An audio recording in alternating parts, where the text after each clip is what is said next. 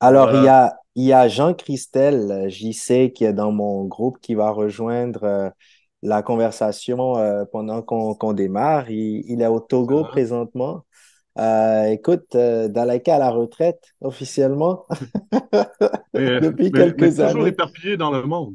Toujours éparpillé dans le monde. Écoute, on était des précurseurs du, C'est du, ça. du travail à distance. Yeah. Exact, des précurseurs, toujours éparpillés dans le monde, dans différentes choses.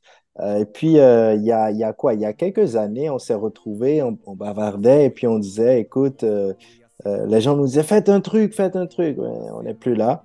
On n'est plus vraiment dans la vibe. Et puis, mais par contre, on se disait, ce serait cool de lancer comme un média en ligne où on connecte des artistes, on fait différents contenus, on partage un peu nos expériences, etc.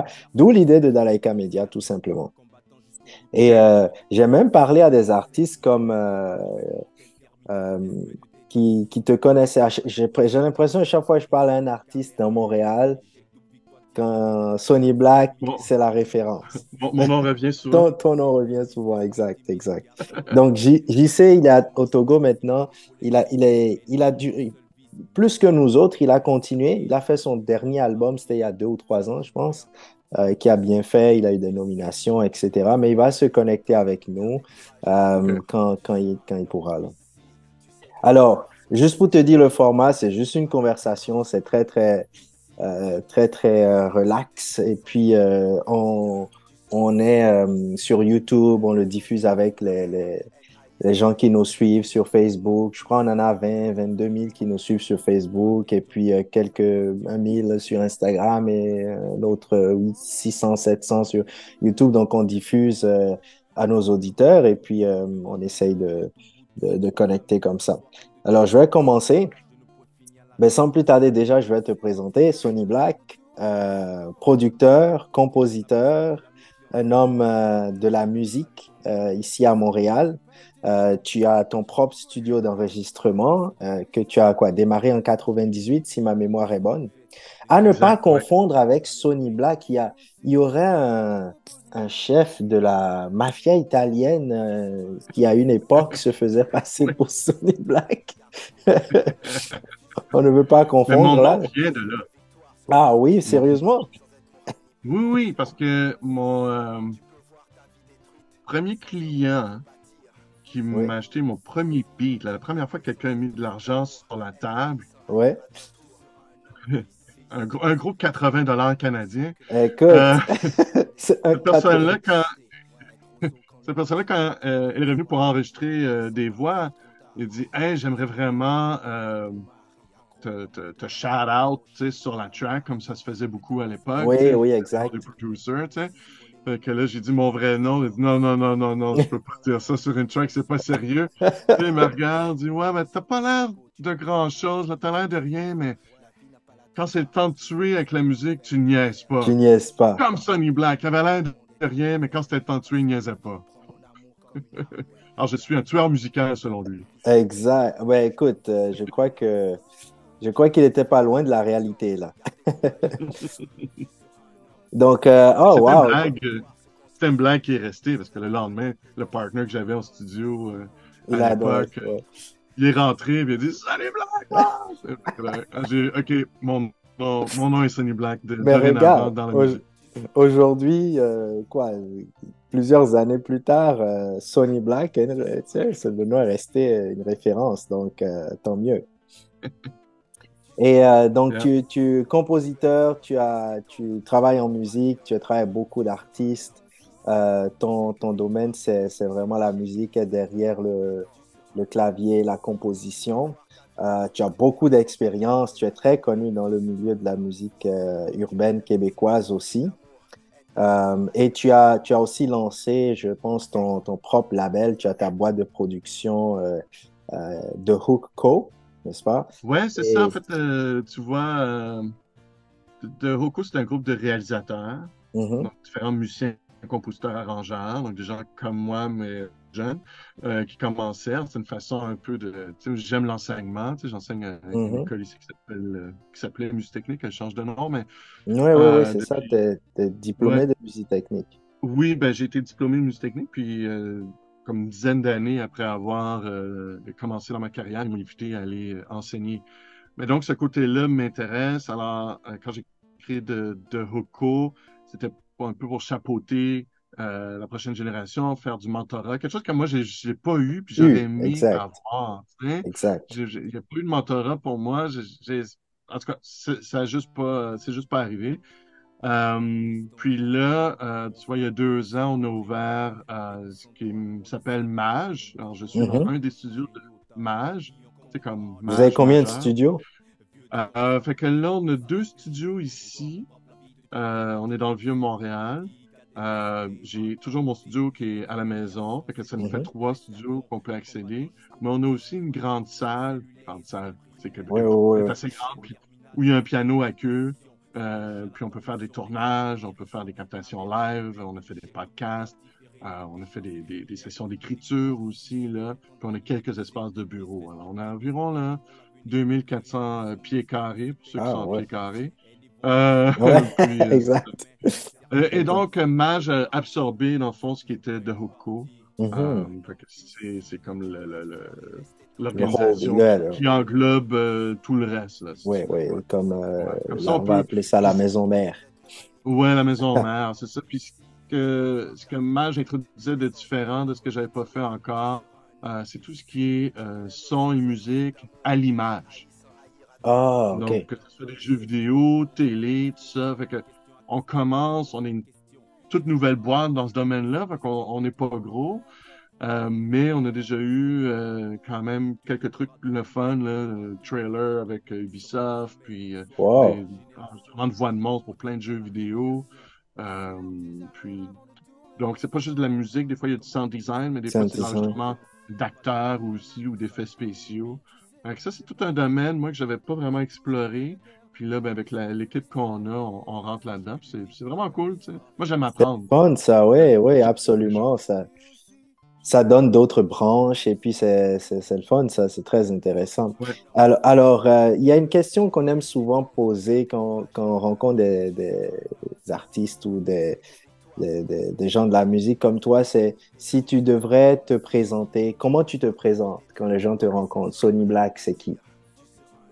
Ouais, ben souvent la question c'est ah, tu sais, qu'est-ce que tu fais dans la vie? Tu sais, ah, je suis réalisateur. Là, les gens pensent maison de disque ou tout ça. Fait que là, il faut que j'explique que non, moi, je suis responsable architecte d'un projet musical. Donc, ça peut être un album, ça peut être une seule chanson, ça peut être un mini-album de 5, 6 chansons, peu importe. Euh, mais ça peut être, puis maintenant, ben là, on rentre dans le jeu vidéo, on rentre dans des thèmes de télé, des choses comme ça. Fait que, à partir du moment où tu entends de la musique, ben, je suis la personne derrière qui est responsable de comment ça sonne au final. Alors, il y a des projets sur lesquels ça implique la composition, donc vraiment composer les musiques. Des fois, il y a des artistes, ou même il y a une série télé qu'on a fait, une, une émission télé en France, où ils avaient déjà le thème, mais juste jouer sur un petit piano MIDI, là, 2 notes, là. Euh, puis là, il fallait arranger dans différents styles, puis différents tempos, différentes longueurs. Ah, Donc, ok, des fois, je vois. Parce qu'ils ont arrangement. différentes, peut-être, intonations du même Ouais, rythme. ouais, ouais, c'est ça, différents besoins. Puis eux, c'était pas des musiciens, il y avait juste une petite idée. Est-ce que ça pourrait faire nanana, tu sais, genre, que puis là, ben, tu le fais vivre. Donc c'est ça. Évidemment, je suis plus du côté artiste, donc quand j'accompagne des artistes, c'est vraiment de les supporter dans leur cheminement musical. Alors, est-ce que c'est d'écrire des chansons avec eux ou d'arranger les chansons qu'ils ont déjà écrites, de faire venir peut-être d'autres musiciens? Bon, je suis musicien aussi, comme tu le Oui, c'est sais. ça, oui, J'ai oui. fait du piano longtemps, donc tu sais, je fais beaucoup de ça. Mais des fois, je fais venir des guitaristes, des percussionnistes, dépendant de qu'est-ce que ça a besoin. Puis de suivre vraiment jusqu'à la fin, jusqu'à temps L'évolution. que ça sonne comme on le veut, tu sais. Puis après ça, Ouais. la partie business, ça appartient à quelqu'un d'autre. Bon, JC, oh, qu'est-ce que nous? Yes, Salut Sony, comment tu vas? ça va super bien. Content de te voir. Partagez, partagez.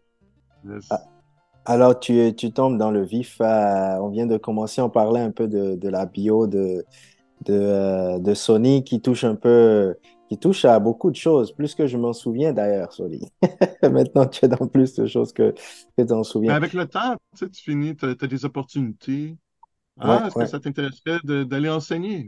Ah, ouais, super, tu sais. Puis là, finalement, fait que là, ça se développe. Là, tu rencontres d'autres mondes avec qui tu veux collaborer. Donc, hey, on pourrait se mettre ensemble puis faire plus, tu sais. Fait que ça arrive, c'est pas comme un grand plan machiavélique, tu sais, c'est vraiment prendre les opportunités comme elles viennent. Alors, dans ta carrière, Et qu'est-ce qui a été l'inspiration pour ton choix de carrière? C'est drôle, puis ça fait partie d'un de mes cours. Il y a un cours Ah de... oui, hein? Oui, ça s'appelle Portrait de l'industrie musicale et c'est des rencontres avec des professionnels de l'industrie.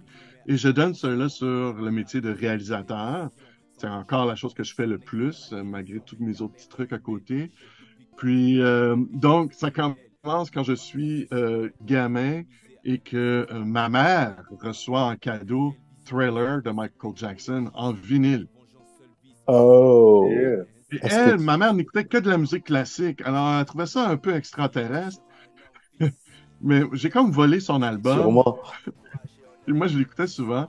Et quelques années plus tard, l'album Bad du même artiste, Michael Jackson, est sorti. Et là, j'ai reçu le CD. Donc, on voit déjà l'évolution des formats dans ma petite histoire. Euh, et là, ben, j'ai reçu le CD à Noël. Et là, j'écoutais, je me levais 1 heure plus tôt le matin pour pouvoir écouter l'album avant d'aller à l'école. C'était le genre de fan que j'étais. Je suis pas un lefto, là. Donc, c'était un vrai sacrifice, vous voyez. Et là, quelques années Wow. plus tard, l'album Dangerous, toujours de Michael Jackson, sort. Et j'ai pas aimé l'album Dangerous. Il y a des chansons que j'ai aimées, mais en général, en tant qu'album, j'ai moins aimé ça que Off the Wall, Thriller et Bad. Et c'est quoi le dénominateur commun des 3 albums que je viens de nommer? C'est le réalisateur. Le réalisateur sur ces 3 albums-là, pour ceux qui ne le savent pas, c'est Quincy Jones, qui est un des Quincy grands Jones. réalisateurs, super musicien, très bon arrangeur, tout ce que vous Ouais. voulez. Euh, et donc, c'est là que je savais pas ce que ça voulait dire, music producer, hein, les crédits sont en anglais sur les pochettes d'albums. Il y avait Mhm. des pochettes d'albums. Ouais, c'est Euh, ça. et, mais j'ai dit, ce nom-là, il est sur les 3 albums que j'aime et il n'est pas sur l'album que j'aime moins. Je veux pas Ah. dire aime pas parce que je l'aime quand même, mais tu sais, moins. Fait que là, j'ai commencé à regarder, j'avais une collection rendue là, j'ai sorti tous les livrets, j'ai commencé à lire. Puis là, il y a des noms qui revenaient souvent dans des musiques que moi j'aimais. Fait que ça comme, tu sais, j'avais peut-être 13 ans, là, j'ai dit, je sais pas qu'est-ce que ça fait un réalisateur, mais Mais je c'est veux ça être cette que je veux faire. personne-là. Parce que j'ai jamais voulu être chanteur ou rappeur, tu sais, j'ai jamais voulu être la personne en avant, mais si je suis capable d'avoir une certaine influence sur le produit final, je vais être heureux dans la vie. Peut-être c'est intéressant que tu dis ça parce que je peux voir d'où vient la motivation d'un artiste qui est chanteur, rappeur, à commencer à faire de la production parce qu'il veut contrôler un peu mais on ne voit pas toujours d'où vient l'inspiration de quelqu'un qui est un producteur, un compositeur, mais qui ne Ouais, sera pas l'artiste qui chante forcément. Ouais, exactement. ouais, ouais, Puis, ouais. dans mon cas, aucun désir de l'être. Exact. Souvent, c'est Ouais. des questions qui reviennent. Ah, t'as jamais voulu faire un album? Non, Non, vraiment pas intéressé pas du tout. intéressant. Puis, dans le fond, je suis pas inspiré par moi-même. Ouais, ouais, ouais, ouais, Ah, c'est ouais. drôle à dire, mais tu sais, si on me disait, écris une chanson pour toi, je saurais même pas quoi faire. Moi, ce qui Mhm. m'inspire, c'est l'artiste qui est devant moi, sa personnalité, sa voix, son attitude, sa vision du monde, ses convictions, peu importe. Tu sais, mais, donc, il y a une énergie, une aura, puis ça me nourrit Ça te beaucoup, beaucoup. nourrit, oui. Mais Ouais. dans cette tu sais, relation avec les artistes, depuis que tu as 13 ans, tu as quand même collaboré, été inspiré, je dirais, on va dire ça comme ça, par quand même des grands noms.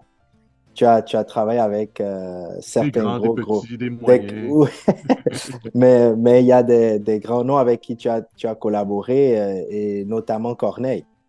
Oui, oui, c'est sûr, vu que qu'on a quand même eu une portée à l'international, Mm. donc c'est un nom qui revient souvent. Forcément. Mm. Ouais, mais moi je repense tout le temps parce qu'il était dans un groupe Mais il y en avant. avait d'autres, hein? Il y a d'autres artistes avec qui tu as travaillé. Oui, oui, plein, mais tu sais, on aborde Corneille, allons-y, tu sais. Oui. Moi, quand je pense à Corneille, je pense à quand il était dans un groupe, au moment où il a fait la transition entre être dans un groupe et partir artiste solo. Puis, ben, évidemment, son histoire, mais on était tous les deux à nos débuts. Mhm. Hein. Lui, il avait commencé à écrire des chansons un peu par lui-même. Moi, j'avais mon petit studio, puis j'avais beaucoup d'artistes locaux, puis beaucoup de rap. Là. Il y a beaucoup de Ouais, rappeurs. À l'époque, là, c'était comme la première vague ici au Québec de ouais, ouais. hip-hop. Fait que, tu sais, évidemment, tous ces gens-là venaient me voir, mais tu sais, on avait tous les deux de la misère à payer notre loyer. Là, tu sais. Puis, moi, c'est ce moment-là, moi, tu sais, après, ce qui arrive après, c'est après, tu sais, je suis plus en contrôle, tu sais. Oui, oui. Euh, mais c'était de se trouver des journées, des moments où on travaillait pas sur d'autres trucs, puis trouver des petites heures précieuses avec très peu de budget pour monter ses idées de chansons, puis en faire des chansons, tu sais. Parce qu'entre une idée de chanson, c'est comme Seul au monde qui est un titre, puis faire toute une histoire autour, puis trouver les accords, puis qu'est-ce qu'on fait au bridge, puis faire entrer. On avait des Ouais. violonistes là-dessus. Puis tout ça, ben, il y a un cheminement. Puis il y a des chansons sur son premier album, parce qu'on vient de loin, c'est ceux-là qu'on a fait ensemble, Mhm. euh, où on a fait quatre, cinq différentes versions. C'est une version avec très programmée, d'autres guitares-voix, plus rapide, reggae. Tu sais, on Elles sont explorait. jamais sorties, ces versions-là, que je sache. Non, c'est caché. Je pense qu'un jour, il faudrait Oui. fasse une édition anniversaire, puis avec toutes les maquettes. Parce que moi, j'ai tout ça, tu sais. Alors, j'ai ces maquettes-là, les versions des chansons.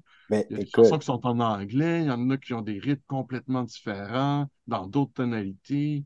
Des chansons qui, sur l'album, sont rapides, qui sont faites en balade et vice-versa. Alors, pour un fan, tu sais, un vrai fan, tu sais, fini, ça c'est serait, ouais, ce serait cool, ouais. ça serait génial. Tu sais, moi, je suis un Au-delà. grand fan de Prince, puis depuis qu'il est mort, il sort tu sais, tout ce qu'il avait dans The Vault, donc, Donc, tu en as archive. encore tout ça, parce que je me souviens, pour Ouais, la petite histoire, JC, oui, oui. tu te souviens, il y a deux ou trois ans, quand on s'est parlé, et puis on a eu l'idée de lancer dans la Camédia, et puis on recherchait un peu nos sons et tout. J'ai écrit à Sony, j'ai dit, tu sais, L'Ombre du Soleil, tu l'as encore parce que moi, je ne retrouvais pas mes CD. Il me dit, attends, je t'envoie tout ça. Et boum, j'ai tout reçu. J'étais comme, wow. Et ça met un Ouais, non, mais contraste, ouais, n'est-ce pas? Ça me met un petit contraste avec une expérience qu'on a eue quand on était au Bénin, quand c'était au début. Et puis, il y avait un gros projet de compile quand le rap n'était pas encore, n'était pas compris. Tu sais, ça s'appelait le PNB, Produit National Brut. JC était dessus avec Elic à l'époque. Et je te souviens, il y a eu un problème de conservation et de garder toutes ces données-là. Mais comment toi tu ouais, fais pour, dis-moi, oui, je sais. ouais, parce que c'est impressionnant. Moi, quand je remonte, j'ai commencé quoi? Mes premières productions, je crois que c'était celle de Diamant Noir, donc ça doit dater de 2000, 2003, Mhm. 20 ans. Mais c'est impressionnant la quantité de choses qu'on perd parce qu'à l'époque, on n'avait pas les disques durs, il n'y avait pas encore les Google Drive, OneDrive et tout. Donc, on gardait sur des CD et le CD, ça se perd, ça se raye, ça s'abîme. C'est un travail où les disques durs crachent. C'est un travail de titan aujourd'hui de reconstituer tout ça. Moi, plusieurs artistes m'appellent, mais est-ce que tu as gardé les données de tel? Je dis, les gars, j'ai plus aucune donnée. J'ai les disques durs, deux ou trois que j'essaye de faire réparer quand je peux. Parfois, ils récupèrent des trucs, parfois non. Mais effectivement, avoir gardé 20 ans de projet, c'est quelque chose d'assez extraordinaire. Ça m'intéresse de savoir comment tu as fait. Comment tu fais? Ouais. Ben, puis je le fais parce que j'ai souvent entendu ce genre d'histoire-là. Mhm. Bon, mon ordi a crashé. Bon, tu sais, toutes les histoires d'horreur, on les a tous entendues. Donc, assez tôt, c'est comme important de garder tout ça. Puis, il n'y a pas de méthode parfaite, tu sais. Fait que j'en ai fait des CD data, puis Mm. ensuite, c'est devenu des DVD data, puis ensuite, bon, des disques durs. Fait que, est-ce qu'il y a un risque que certaines de ces choses-là n'ouvrent plus? Absolument. Jusqu'à maintenant, j'ai pas perdu grand-chose à ce que je sache. Mais j'ai une boîte, ben, plusieurs boîtes, dans le fond, d'archives à température et humidité contrôlée. Et donc, Mhm. je suis capable de ressortir, ouais, ouais, ouais. Donc, je suis capable de ressortir des trucs. des fois, la difficulté maintenant, comme là, si je pense à Corneille, c'est comme, OK, Corneille, ça a été fait dans Cakewalk Sonar, qui est un vieux logiciel d'une compagnie qui a fait faillite, puis ça a été racheté, Oh, puis je crois que wow. c'est disponible gratuit. Fait que, mais j'ai encore un laptop à quelque part dans un garde-robe, puis j'ai un vieux Windows, puis une vieille version de Cakewalk, et avec un drive CD, hein. Et donc, je peux mettre ça là-dessus, puis essayer d'extirper les pistes. Wow. Ça serait un travail colossal quand même, là, tu sais. Euh, Ouais. mais ça serait possible. En tout cas, j'essaie de tout garder, puis après ça, il arrive ce qui arrive, tu sais, mais j'ai été chanceux jusqu'à maintenant. Ouais. Et Et j'avais une question par rapport à quelque chose dont on parlait tout de suite, là, il y a 2 minutes, oui, sur l'album Dangerous. Et tu dis qu'il y en a quelques-unes que tu aimes bien. Alors, ces quelques-unes que tu aimes bien sur Dangerous, c'est lesquelles? Ah, sur Dangerous, euh, Oui. ça peut changer avec le temps, mais je crois que ma préférée, c'est In the Closet. Hmm. Ah, ok. Parce que In the Closet, ça sonne comme une chanson que Prince aurait pu faire. Exactement, c'est vrai. Puis étant grand fan, j'ai même un t-shirt de Prince aujourd'hui, mais Ouais, étant grand fan, c'est comme, ah ben tu sais, vu qu'on n'a jamais eu la collaboration qu'ils étaient supposés de ouais, faire sur Bad, ben oui, c'est c'est vrai. the next best thing. Tu sais. c'est ça. Mais Who Is It qui est vraiment bien, mais qui est un peu longue sur la version Who is it? album. Moi, Black or White, je suis pas capable. Ah Non. ouais, moi, ma préférée, c'est justement Oasis.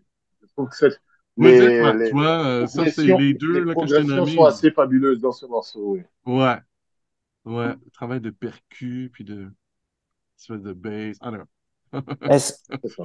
est-ce que tu dirais que ça influence beaucoup ton style de production ou comment tu vois la musique? Parce que je, il y a une chose qui est particulière avec toi, Sony, c'est que tu as quand même une certaine couleur de comment tu composes. Bon, ça a sûrement évolué dans le temps. Ça a sûrement Mhm. évolué dans le temps, mais c'est presque quand tu peux écouter quelque chose et dire, et quand on te dit c'est Sony qui l'a composé, je suis capable de dire, c'est très mélodieux, tu as une manière d'arranger ça qui est très particulière à toi. Est-ce que c'est racines avec Michael Jackson qui influencent un peu comment tu vois, comment tu composes? Tu fais pas mal de fusion, tu es capable de mélanger des sons qui ont l'air qui ne devraient pas être ensemble. Là, tu sais, la flûte du nord du Bénin avec des basses à gauche, à droite. Donc, comment tu vois, définis ton style de musique et comment ça s'est formé avec? Ouais. Ah, évidemment, c'est toujours plus difficile parce que moi, je fais de la musique, puis tu sais, j'y pense Je ne pas, puis je pense le fais, pas. Ouais. puis je me laisse inspirer par, comme je disais au début, là, l'artiste avec qui je suis, puis tout ça. Mais c'est sûr que on peut pas, j'imagine pour tous les créateurs comme moi, on peut pas dissocier qu'est-ce qu'on a aimé jeune de comment on voit la musique ou comment on l'approche.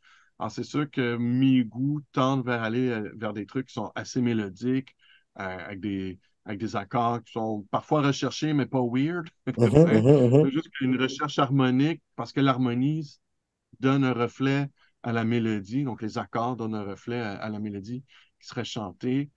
Fait que, après ça, des sons, c'est juste, ah, il est le fun, ce son-là. Tu sais. Mhm. Ça va pas, ça va pas plus loin que Plus ça. loin Tu que sais. C'est ça, juste ouais, ouais. que toi.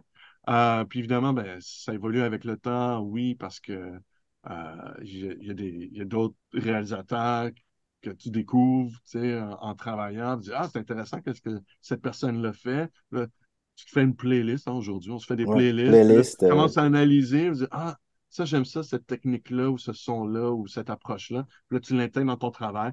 Puis tu le fais pas de la même façon parce que ça passe par ta personne. Ouais, Donc, ouais. ça va être, tu sais, modifié, Différemment, oui. mais c'est quand même inspiré de, tu sais, ça part de quelque Ouais, part. Puis, tu sais, tu parlais de fusion, tu sais, je retourne à Prince. Prince, il a fait toutes sortes de styles. ouais, ouais, ouais. Il faisait du R&B, de la soul, du rock, du jazz, il a touché à beaucoup de choses. Fait que ça m'a influencé beaucoup. C'est comme, ah, tu peux être une personne, puis toucher à toutes ces À toutes ces choses-là, puis choses-là. c'est correct, tu sais. Ouais. Présentement, qu'est-ce qui t'influence dans ta composition? Récemment, et là, c'est très récent, mais j'ai comme retourné vers des trucs très pop. Alors là, ce matin, je serais un rapper, puis quand il est arrivé, ma plateforme de streaming était ouverte. Puis là, il regarde ça, il dit Taylor Swift? Ouais, parce que sur son plus récent album, je trouve qu'il est très bien fait.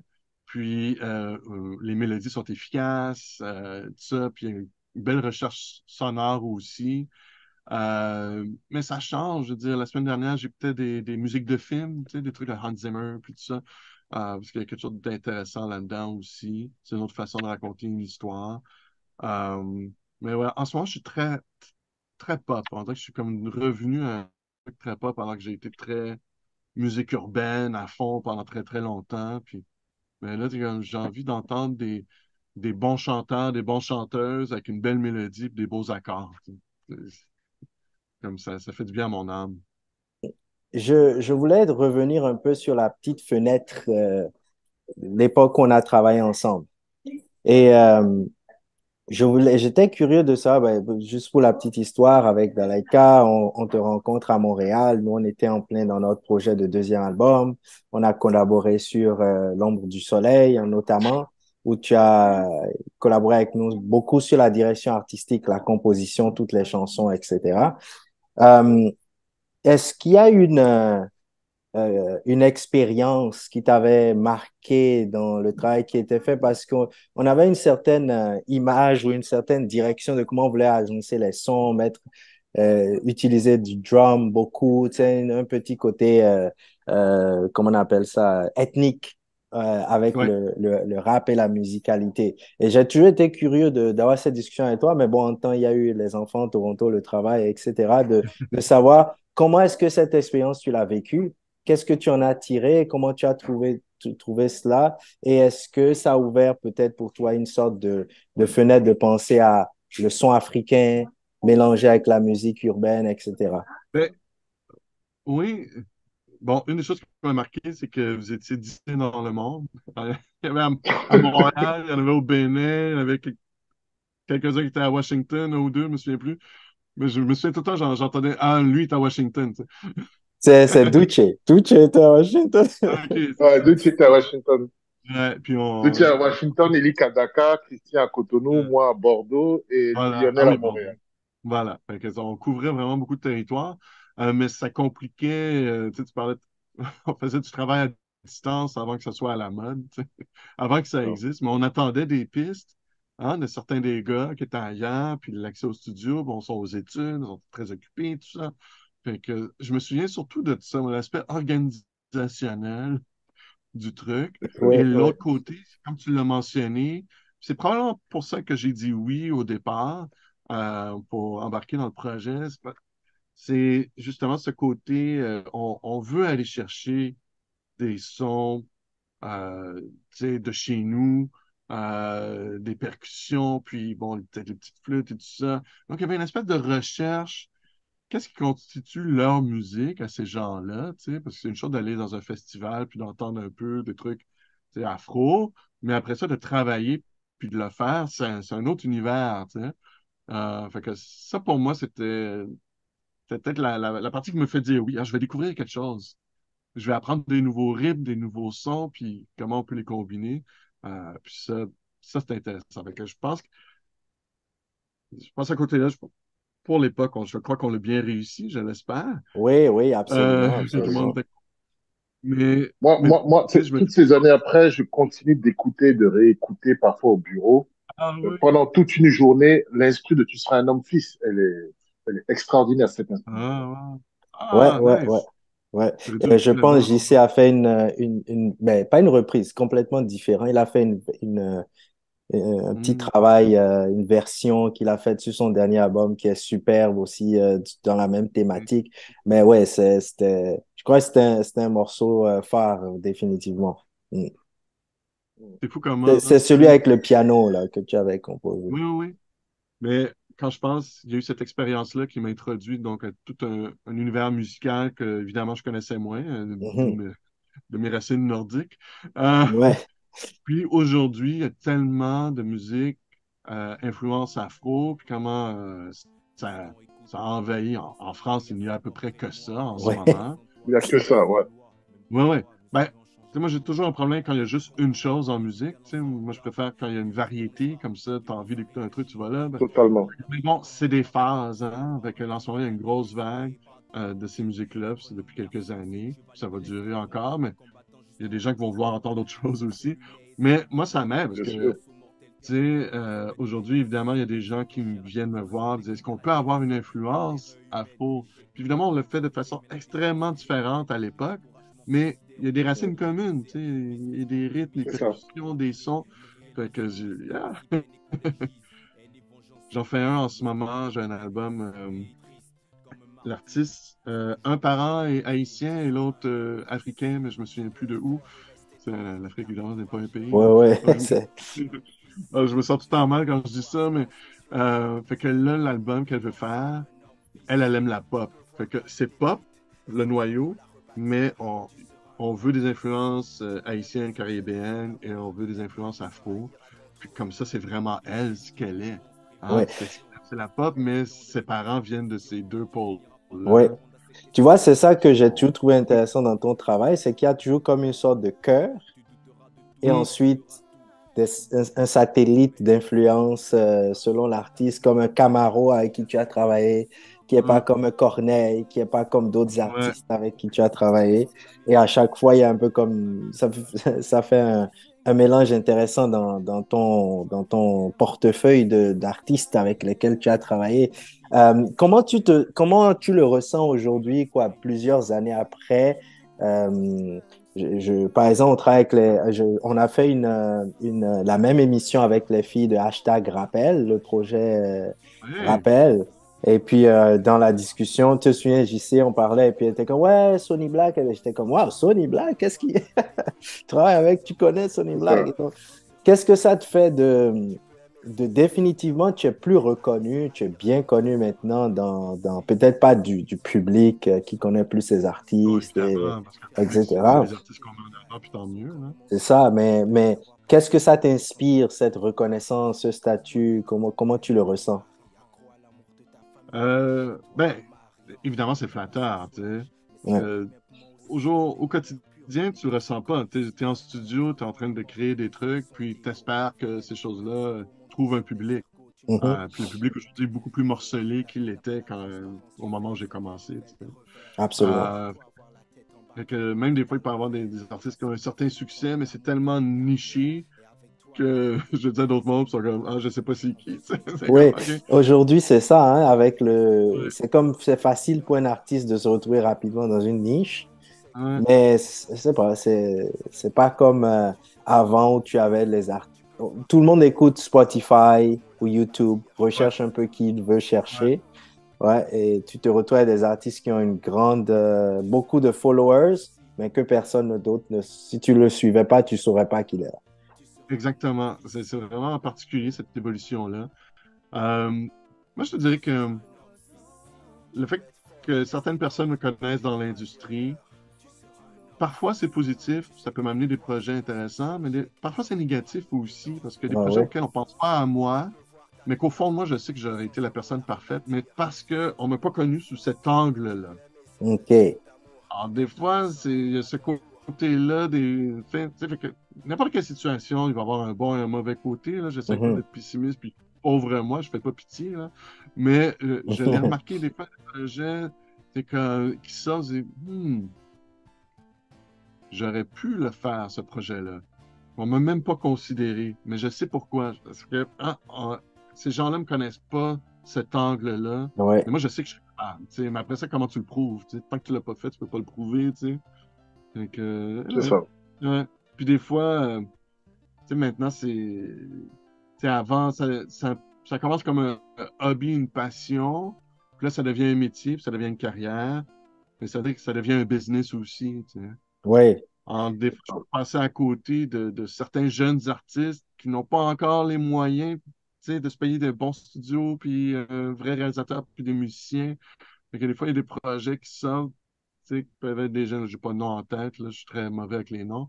Mais tu sais, tu sors, wow, imagine cette personne-là avec une équipe. que ce soit la mienne ou quelqu'un d'autre, Mhm. ça aurait été extraordinaire. Mais ils n'ont pas l'infrastructure, les moyens, bon, tout ce que vous voulez, tu sais. Donc, il y a ça que je suis en train de regarder en ce moment. Est-ce qu'il y aurait moyen? C'est comment on peut dealer avec ça? Est-ce qu'on peut Et se moi, permettre, parce qu'on fait plus d'argent sur certains projets, qu'on peut se prendre un projet coup de donc cœur. gratuit, Un entre projet coup de guillemets, cœur. tu sais. Ouais, un Ouais, projet coup de cœur. ouais.